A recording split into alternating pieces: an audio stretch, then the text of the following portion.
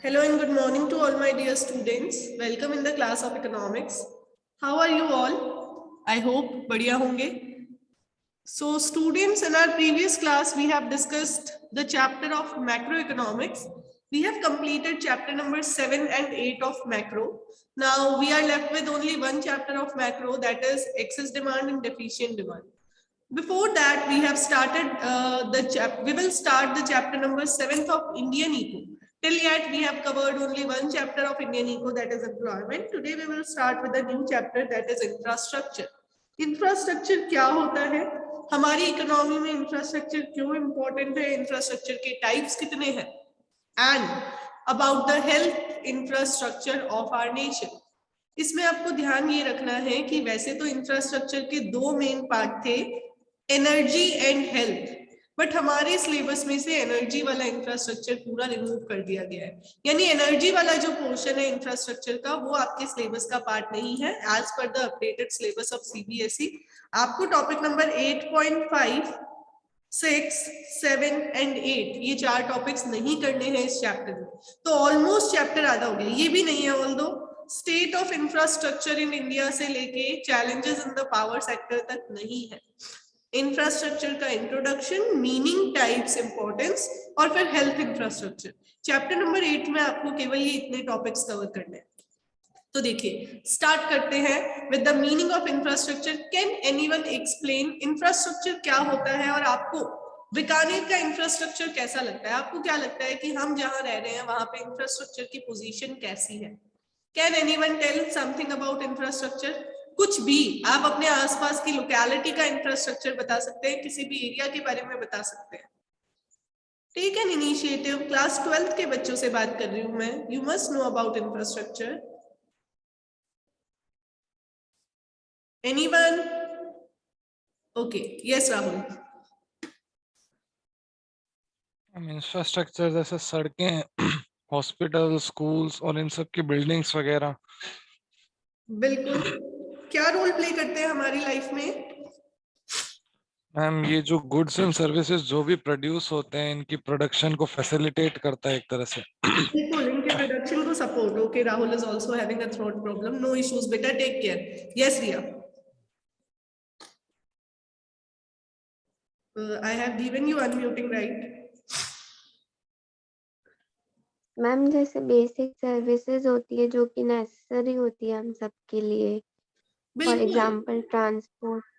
बिल्कुल सही, दोनों ही स्टूडेंट्स ने करेक्ट आंसर दिया. इंफ्रास्ट्रक्चर क्या है? हमारी सराउंडिंग में वो सारी बेसिक एमिनिटीज जो हमें चाहिए, जिसमें buildings, roads, dams, bridges, electricity facility, ये सब कुछ कवर हो रहा है. School, hospital, everything is a part of infrastructure, right? तो इंफ्रास्ट्रक्चर हमारे लिए और हमारी इकोनॉमी की ग्रोथ के लिए बहुत ज्यादा जरूरी है.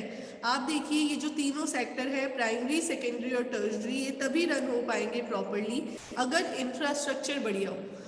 किसी को याद है इंडियन इको के चैप्टर नंबर 1 में हमने पढ़ा था, ब्रिटिशर्स ने इंडिया में इंफ्रास्ट्रक्चर डेवलप किया था. Infrastructure was the only section जहां पे उन्होंने कुछ पॉजिटिव कॉन्ट्रीब्यूशंस किए थे. क्यों? क्योंकि वो चाहते थे कि वो इंडिया में रॉ मटेरियल प्रोड्यूस करे और उस प्रोडक्शन ऑफ रॉ मटेरियल के लिए उनको इंफ्रास्ट्रक्चर की रिक्वायरमेंट थी.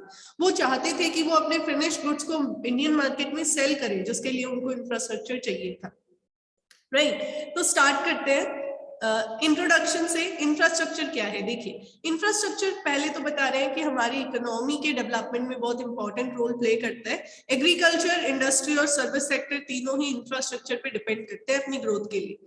इंफ्रास्ट्रक्चरल डेवलपमेंट हमारी इकोनॉमी के लिए, इकोनॉमिक डेवलपमेंट और सोशल डेवलपमेंट दोनों इसी से पॉसिबल है. इकोनॉमिक इसलिए क्योंकि बिजनेस ऑर्गेनाइजेशंस भी इंफ्रास्ट्रक्चर पे डिपेंड है. सोशल इसलिए क्योंकि इंफ्रास्ट्रक्चर में हेल्थ इंफ्रास्ट्रक्चर और बाकी सारी चीजें भी इंक्लूड होती है. आगे देखिए, since economic reforms of 1991 infrastructure development has been accorded high priority by the government. Government infrastructure को हाई प्रायोरिटी पे रखती है. क्यों? क्योंकि गवर्नमेंट को पता है विदाउट इंफ्रास्ट्रक्चर आपका नेशन ग्रो नहीं कर सकता. अब ये देखिए, क्यों कुछ स्टेट्स बेटर परफॉर्म कर रहे हैं as compared to other states. क्यों आपको दिल्ली घूमने में ज्यादा मजा आता है as compared to other state, other cities? क्योंकि वहाँ इंफ्रास्ट्रक्चर बेटर है। यहाँ पे भी वही बता रहे हैं कि जैसे पंजाब एग्रीकल्चर में बहुत ज्यादा आगे है, तो ऐसा इसलिए क्योंकि वहाँ पे मीन्स ऑफ इरिगेशन अवेलेबल है, वहाँ पे जो लैंड है वो ज्यादा फर्टाइल है, राइट। वहाँ पे क्या है, इंफ्रास्ट्रक्चर स्ट्रॉन्ग है। तो ऐसे ही कुछ एग्जाम्पल दिए हुए हैं, आगे आ जाइए आप। ये आप खुद पढ़ लेंगे, why some states perform better, क्योंकि वहां का इंफ्रास्ट्रक्चर बढ़िया है, ठीक है। किसी दूसरे स्टेट के कंपैरेटिवली जिस स्टेट का इंफ्रास्ट्रक्चर स्ट्रॉन्ग होगा वो स्टेट धीरे धीरे ज्यादा ग्रो कर पाएगा। अब इस चैप्टर में हम क्या पढ़ेंगे, have a look. In this chapter, we propose to understand the meaning and importance of infrastructure. सबसे पहले तो इंफ्रास्ट्रक्चर को लैंग्वेज फॉर्म में पढ़ेंगे, होता क्या है इंफ्रास्ट्रक्चर, फिर हम पढ़ेंगे इसकी इंपॉर्टेंस क्या है, फिर पढ़ेंगे इंडिया में इंफ्रास्ट्रक्चरल डेवलपमेंट में क्या क्या प्रॉब्लम आ रही है, ठीक है, सोशल और इकोनॉमिक दोनों इंफ्रास्ट्रक्चर में। और एलिमेंट्स में वैसे तो बहुत सारे होते हैं, पर हमारे सिलेबस में केवल हेल्थ इंफ्रास्ट्रक्चर बचा है। हमारे सिलेबस में सिर्फ कौन सा है, हेल्थ इंफ्रास्ट्रक्चर। सीबीएसई ने क्या किया था, देखिए, जब आज से 2 साल पहले की बात करूं तो 2 तरीके के इंफ्रास्ट्रक्चर होते हैं, इकोनॉमिक एंड सोशल। इकोनॉमिक जो आपके बिजनेसेस के लिए जरूरी है, सोशल जो आपके ह्यूमन बींग्स के लिए जरूरी है, ठीक है। वैसे तो दोनों की रिक्वायरमेंट है, बट बेसिकली तो इन्होंने इकोनॉमिक इंफ्रास्ट्रक्चर का एक पोर्शन ले लिया था एनर्जी, और सोशल इंफ्रास्ट्रक्चर का एक पार्ट ले लिया था हेल्थ। बट अभी करंटली आपके सिलेबस में सिर्फ कौन सा पोर्शन है, आपके सिलेबस में है only health infrastructure. Now have a look. Infrastructure के मीनिंग से स्टार्ट करते हैं। The first definition that you have to learn for this chapter is infrastructure refers to all such activities, services and facilities which are needed to provide different kinds of services in an economy. यानी हर वो activity, हर वो service, हर वो facility जो आपको चाहिए ताकि आप economy में गुड्स एंड सर्विसेज का प्रोडक्शन करके उनको आगे सेल कर सको, लोगों को सप्लाई कर सको। इसके लिए आपको जिन जिन चीजों की रिक्वायरमेंट होगी वो सब इंफ्रास्ट्रक्चर है। Whether it is transportation facility, whether it is uninterrupted electrical supply, electricity supply from government और the private sector, whether it is the proper and smooth availability of roads and railways and the entire system, जो चीजें, the health system, the education system, everything is a part of infrastructure. Now have a look. Infrastructure provides supporting services in the main areas of industrial and agricultural production, domestic and foreign trade and commerce. यानी जो supporter है, आप कह दीजिए एक तरीके से economy की बैकबोन है, वो सपोर्टर बैकबोन इंफ्रास्ट्रक्चर है। विदाउट दैट हम वर्क नहीं कर सकते। अब इसमें क्या क्या इंक्लूड होता है देखिए, almost every service which we are enjoying, roads, railways, port, airport, dams, power station, oil and gas pipelines, telecommunication facilities etcetera. इनमें से एक भी डिस्टर्ब हो जाएगा तो हमारा सर्वाइवल मुश्किल हो जाएगा, राइट। एजुकेशनल सिस्टम जिसमें स्कूल्स, कॉलेजेस, इंस्टीट्यूशंस ये सब आते हैं। हेल्थ सिस्टम जिसमें सारा हॉस्पिटल्स और जितने भी डिस्पेंसरीज हैं वो आ जाएंगी। सैनिटरी सिस्टम जिसमें क्लीन ड्रिंकिंग वाटर की सप्लाई और जो अदर फैसिलिटीज हमें चाहिए होती है वो आ जाएगी। मॉनेटरी सिस्टम, बैंक, इंश्योरेंस और अदर जितनी भी फैसिलिटीज है वो सारी भी इंफ्रास्ट्रक्चर के अंदर आ जाएगी। Some of these services have direct impact on working of the system of production, while others have indirect support by building the social sector of economy. ये कह रहे हैं इनमें से कुछ चीजें ऐसी है जिसका डायरेक्ट कंट्रीब्यूशन है आउटपुट की तरफ। For example roads, railways directly contribute करते हैं। जितनी बेटर सर्विसेज होगी उतने ज्यादा रॉ मटेरियल और फिनिश्ड गुड्स का मूवमेंट इजी हो जाएगा। बट स्कूल्स और कॉलेजेस इनडायरेक्ट सपोर्ट करते हैं। जितना ज्यादा डेवलप्ड स्कूल और कॉलेज होगा उतने बढ़िया लेबर आगे मिलेंगे, उतने बढ़िया ह्यूमन रिसोर्सेज आगे मिलेंगे, राइट। तो कुछ डायरेक्ट कंट्रीब्यूट करते हैं, कुछ इनडायरेक्ट कंट्रीब्यूट करते हैं। Health system, what do you feel, production में हेल्थ सिस्टम का कैसा कंट्रीब्यूशन होगा, डायरेक्ट और indirect? Anyone in the class who can answer? Yes Rahul.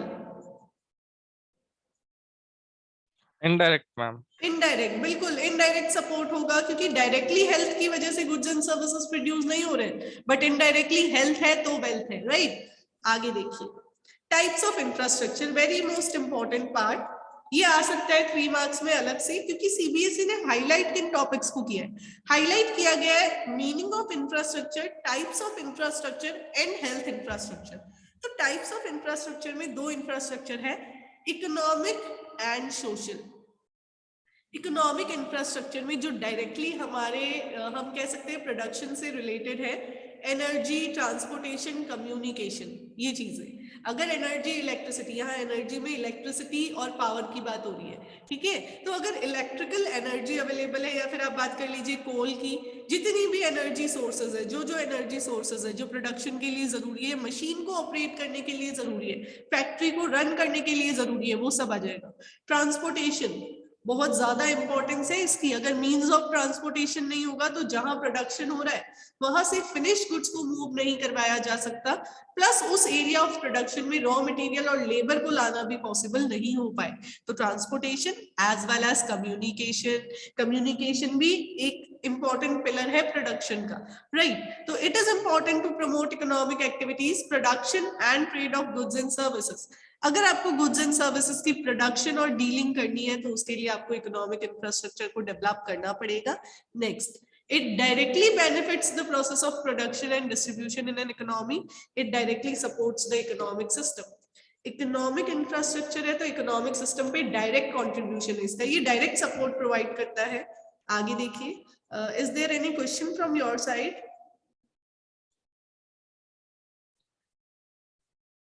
No, all right, आगे बढ़ते हैं। सोशल इंफ्रास्ट्रक्चर, सोशल इंफ्रास्ट्रक्चर में education, health, housing facility, sanitary facilities, वो सारी चीजें जो हमारे लिए हमारी क्वालिटी ऑफ लाइफ को इंप्रूव करने के लिए जरूरी है। तो देखिए, it consist of provision of all those services which improve the quality of human resource. ये डायरेक्टली कंट्रीब्यूट नहीं करता है बट इनडायरेक्टली इसका लॉन्ग टर्म इम्पैक्ट होता है हमारे इकोनॉमिक सिस्टम पे भी। तो देखिए क्या कह रहे हैं ये, social infrastructure does not directly influence the economic system. आप भी समझते हैं स्कूल्स का और हॉस्पिटल्स का होना डायरेक्ट इन्फ्लुएंस नहीं ले जाएगा, किसी भी बिजनेसमैन पे डायरेक्ट इम्पैक्ट नहीं होगा, बट लॉन्ग रन में इनडायरेक्ट इम्पैक्ट जरूर होगा, क्योंकि अगर बेटर सोशल इंफ्रास्ट्रक्चर है तभी बेटर ह्यूमन रिसोर्सेज होंगे, और बेटर ह्यूमन रिसोर्सेज तो ही बिजनेस ऑर्गेनाइजेशंस ग्रो कर पाएंगी, राइट। आगे देखिए, economic development is not a mere growth in GDP but has its social dimension too. Therefore, both economic and social infrastructure projects have a strong bearing in the process of economic development. ये कह रहे हैं economic और social infrastructure दोनों को आपको दोनों पे फोकस करना पड़ेगा। क्यों फोकस करना पड़ेगा? क्योंकि दोनों मिलके ही इकोनॉमी की ग्रोथ करवाएंगे। Now have a look, difference दिया हुआ है इकोनॉमिक और सोशल इंफ्रास्ट्रक्चर में। Number one, it improves the quality of human resources. It improves the quality of economic resources. Economic infrastructure, economic resources की quality बढ़ाएगा, quality improve करेगा, लेकिन social infrastructure human resource की quality को improve करेगा। ठीक है, तो आप यहाँ पे basis of distinction बना सकते हैं। कल के टेस्ट से मुझे ये पता चला कि many of you are not yet aware कि जब हम CBSE में 11th 12th लेवल पे डिफरेंस बिटवीन लिख रहे हैं तो we must note down the basis of distinction. आपको लिखना चाहिए बेटा कि किस बेस पे आपने दो वेरिएबल्स को डिफरेंशिएट करना है। कल की कॉपीज चेक करके मुझे पता चला केवल 2-3 बच्चों ने बेसिस ऑफ डिस्टिंक्शन लिखा था, रेस्ट जिसने नहीं लिखा था मैंने उनका हाफ मार्क डिडक्ट किया है। तो you must know about it. आप यहाँ पे फर्स्ट बेसिस बता दीजिए, इम्पैक्ट ऑन, इम्पैक्ट ऑन, तो आपको पता चलेगा इकोनॉमिक इंफ्रास्ट्रक्चर का इम्पैक्ट है इकोनॉमिक रिसोर्सेज की क्वालिटी पे, और सोशल इंफ्रास्ट्रक्चर का इम्पैक्ट है ह्यूमन रिसोर्स की क्वालिटी पे। फिर सेकेंड बेसिस बता दीजिए, support to economic system, support to economic system. Economic infrastructure का डायरेक्ट सपोर्ट है, सोशल इंफ्रास्ट्रक्चर का इनडायरेक्ट सपोर्ट है। Number third, increase in stock. कौन से स्टॉक को इंक्रीज करेगा? इकोनॉमिक इंफ्रास्ट्रक्चर इंक्रीज करेगा फिजिकल कैपिटल के स्टॉक को, और ये सोशल इंफ्रास्ट्रक्चर इंक्रीज करेगा ह्यूमन कैपिटल के स्टॉक को। और last one is example, economic के एग्जांपल्स दिए हुए, सोशल के एग्जांपल्स दिए हुए।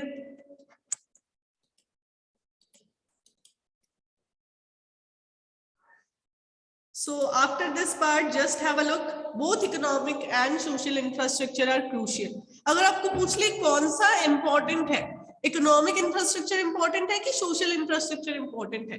तो आपको बोलना है दोनों ही इक्वली इंपॉर्टेंट है। इकोनॉमिक इंफ्रास्ट्रक्चर से productivity level improve sorry, economic infrastructure से प्रोडक्टिविटी लेवल इंप्रूव होगा, तो सोशल इंफ्रास्ट्रक्चर से लॉन्ग टर्म में प्रोडक्टिविटी इन्फ्लुएंस होगी, क्योंकि ये फैसिलिटीज अल्टीमेटली हमारे ह्यूमन रिसोर्स की क्वालिटी को इंप्रूव करती है। तो दोनों एक दूसरे को कॉम्प्लीमेंट करते हैं, दोनों एक दूसरे के सप्लीमेंट्री है, साथ साथ में ही ग्रो करेंगे। आगे देखिए, importance of infrastructure. I am only explaining the headings, content जो है वो आप खुद रीड कर सकते हैं, इतने केपेबल आप सभी हैं। Have a look. Number 1, facilitates the functioning of economy. Economy की फंक्शनिंग की जब मैं बात करती हूँ तो मैं बात करती हूँ इकोनॉमी में प्रोडक्शन की फंक्शनिंग की, इकोनॉमी का प्राइमरी, सेकेंडरी और टर्शरी सेक्टर की फंक्शनिंग की। तो ये फंक्शनिंग तभी पॉसिबल है जब प्रॉपर इंफ्रास्ट्रक्चर हो। अगर इंफ्रास्ट्रक्चर नहीं होगा तो एग्रीकल्चर, इंडस्ट्री और सर्विस सेक्टर ग्रो नहीं कर पाएगा। मेक श्योर इकोनॉमी वर्ड लिख देते हैं तो मॉनेटरी रिप्रेजेंटेशन हो जाता है, तो आपको यहाँ पे उसी सेंस में बताना है कि इंफ्रास्ट्रक्चर फैसिलिटी हमारे प्राइमरी, सेकेंडरी और ट्रांसपोर्टेशन, टर्शरी सेक्टर के लिए बहुत ज्यादा जरूरी है। फिर इन्होंने हाईलाइट करके दिया हुआ है, infrastructure facilities raise the productivity in tertiary sector, और टर्शरी सेक्टर ग्रो होगा तो डेफिनेटली प्राइमरी और सेकेंडरी को सपोर्ट मिलेगा। ठीक है, रीडिंग आप खुद करेंगे। नेक्स्ट देखिए, इंडिविजुअली इन्होंने एग्रीकल्चरल सेक्टर को बता दिया है कि एग्रीकल्चर के डेवलपमेंट के लिए इंफ्रास्ट्रक्चर का होना बहुत ज्यादा जरूरी है। आप देख लीजिए, better roadways, railway, shipping facility, इसके अलावा availability of proper insecticides, pesticides, ये सब कब होगा? जब इंफ्रास्ट्रक्चरल डेवलपमेंट होगा, जब ऐसी फैक्ट्रीज बनेगी जहां इंसेक्टिसाइड्स, पेस्टिसाइड्स बन रहे हैं, जब प्रॉपर ट्रांसपोर्टेशन की मींस डेवलप किए जाएंगे, और जब कम्युनिकेशन के थ्रू फार्मर्स के साथ कम्युनिकेट किया जाएगा, उनको बताया जाएगा, उनको एडवाइस दी जाएगी। आप देखते होंगे न्यूज में फार्मर्स तक कम्युनिकेशन के मीडियम से गवर्नमेंट पहुंच रही है, उनके एक्सपर्ट्स पहुंच रहे हैं और वो उनको गाइड कर रहे हैं कि कैसे आप अपनी क्रॉप्स को प्रोटेक्ट कर सकते हो, उनको एग्रीकल्चरल एजुकेशन दे रहे हैं, राइट। इसके अलावा एग्रीकल्चरल कॉलेजेस का होना जरूरी है ताकि एग्रीकल्चरल डेवलपमेंट के लिए न्यू जो जनरेशन है उनको भी आइडियाज प्रोवाइड किए जाए। Next, economic development. Economic development और इंफ्रास्ट्रक्चर का डेवलपमेंट साइड बाय साइड चलेगा, दोनों एक दूसरे को इन्फ्लुएंस करते हैं। अगर आप चाहते हो कि आपकी इकोनॉमी में एग्रीकल्चर और इंडस्ट्री ग्रो करे तो उसके लिए जरूरी है कि आप इकोनॉमी में इंफ्रास्ट्रक्चर डेवलप करो। ये दोनों पॉइंट्स कंपल्सरी है यहाँ पे, ठीक है। प्रोडक्टिविटी एग्रीकल्चर और इंडस्ट्री की डायरेक्टली रिलेटेड है इंफ्रास्ट्रक्चर से। तो यहाँ पे ये वाला पोर्शन आप लिख सकते हैं अलग से। There exists a positive correlation between infrastructural growth and national income. क्यों? क्योंकि इंफ्रास्ट्रक्चर एक सपोर्ट सिस्टम है। Higher will be the quality of physical resource and human resource, higher will be the production and productivity in the economy. और production और productivity high होगी तो definitely next generation की quality और ज्यादा better होगी। आगे देखिए, better quality of life, education और हेल्थ इंफ्रास्ट्रक्चर को अगर डेवलप किया जाए तो डेफिनेटली उससे क्वालिटी ऑफ लाइफ इंप्रूव होगी। ट्रांसपोर्ट, कम्युनिकेशन और सैनिटेशन फैसिलिटी भी हमें लाइफ का स्टैंडर्ड ऑफ लिविंग इंक्रीज करने में हेल्प करेगी। तो यहाँ पे यही चीज एक्सप्लेन की हुई है। Next, provides employment. डेफिनेटली अगर इंफ्रास्ट्रक्चरल डेवलपमेंट किया जाएगा तो उस डेवलपमेंट के लिए आपको मोर लेबर की रिक्वायरमेंट होगी, और जब आप कोई भी इंफ्रास्ट्रक्चरल डेवलपमेंट प्रोजेक्ट इंट्रोड्यूस करोगे तो उस प्रोजेक्ट से बहुत सारे लोगों को जॉब भी मिलेगी। तो एम्प्लॉयमेंट जनरेशन भी होता है इंफ्रास्ट्रक्चर से। And next, facilitates outsourcing. आपको ध्यान होगा आउटसोर्सिंग से इंडिया के बहुत सारे लोगों को जॉब अपॉर्चुनिटीज मिलेंगी। तो वो आउटसोर्सिंग वर्क आप तब कर पाओगे जब आपके पास इंफ्रास्ट्रक्चर हो। यहाँ जब भी आप ये वाला पॉइंट मेंशन करोगे, आउटसोर्सिंग आती है, आपके दिमाग में आ जाना चाहिए कि इंडिया आउटसोर्सिंग सेंटर है, इंडिया डेस्टिनेशन है दूसरे नेशंस के लिए जहां से लोग अपना काम करवाते हैं और इंडिया में एम्प्लॉयमेंट जनरेट करते हैं। तो इंडिया आउटसोर्सिंग सेंटर या आउटसोर्सिंग डेस्टिनेशन बन पाया due to the infrastructural support, especially IT sector में। और ये तभी कंटिन्यू कर पाएगा आउटसोर्सिंग में, अपने आप को तभी ग्रो कर पाएगा जब इंफ्रास्ट्रक्चरल सपोर्ट मिलेगा। ये कंप्लीट हो गया है। इसके बाद देखिए, वैसे देखा जाए तो अब आपकी हेल्थ वाला पोर्शन है, लेकिन ये टॉपिक आपकी नॉलेज के लिए आपको करवा रही हूँ। State of infrastructure in India, हमें पता होना चाहिए इंडिया के इंफ्रास्ट्रक्चर की कैसी कंडीशन है, राइट? क्योंकि हम इकोनॉमिक्स के स्टूडेंट हैं तो we must know about it. So just have a look quickly, हम इस टॉपिक को कवर करेंगे और फिर नेक्स्ट क्लास में हम हेल्थ को स्टार्ट करेंगे।